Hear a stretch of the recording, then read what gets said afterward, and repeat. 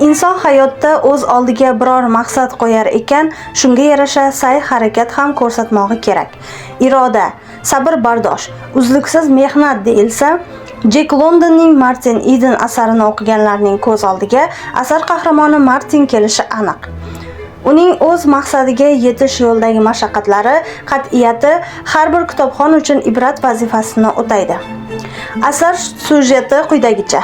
Bir kuni Martin Eden ismli matros yigit aslzoda xonadonga mehmonga borib qoladi.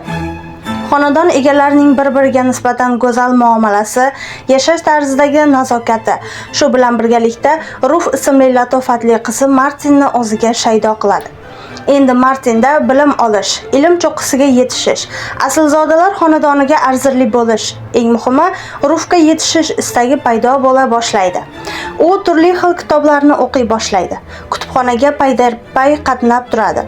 Matroslik safariga ham faqatgina pul zarur mahali chiqadigan bo'ladi. Edenda yana bir g'aroyib orzu, yozuvchi bo'lish istagi paydo bo'ladi. Bir qancha hikoya va qissalar yozib, gazeta va jurnallarga tarqatadi. Bu orada u Rufning qalbini zabt etadi. Dengizdagi safarlarga ham chiqmay qo'yadi. Oqibatda o'ta nochor ahvolga tushib qoladi. Hayotini faqat moddiy manfaat ipiga bog'lagan pochchasi sabab opasining uyidan ketib, 7 farzandli ayolning ijara uyida ijarachi bo'lib yashay boshlaydi.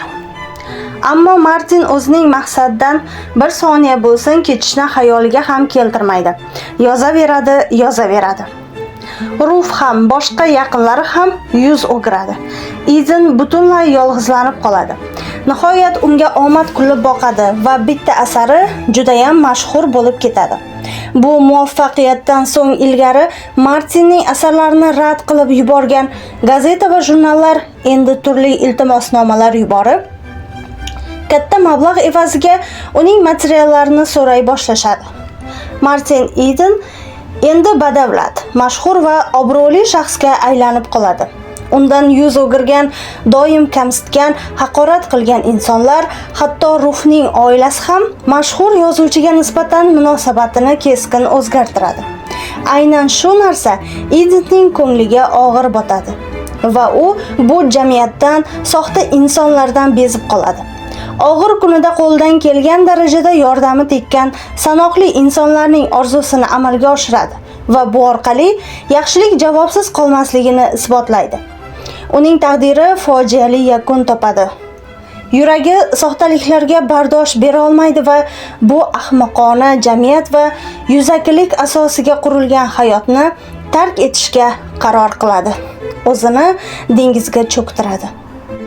Asardan xulosa qilish mumkinki, hayotning qora tomonlari, odamlarning tubanliklari hamisha Martin kabi toza qalbli insonlarni yo tubanlashtiradi yoki hayotdan ketishga majbur etadi. Har qanday vaziyatda ham yaxshilik savobsiz qolmaydi. Inson insonni g'aribligida ham sevishi, qadrlashi oliyjanoblik. Ammo bu oliyjanoblikni har doim ham uchratavermaymiz. Bu asar kitobxonga irodali bo'lish bilan birgalikda yaxshilikni qadrlovchi insonlar orasida bo'lish kerakligini uqtiradi. Martin Eden asari kitobxonlar uchun manfaatli bo'lishiga ishonamiz.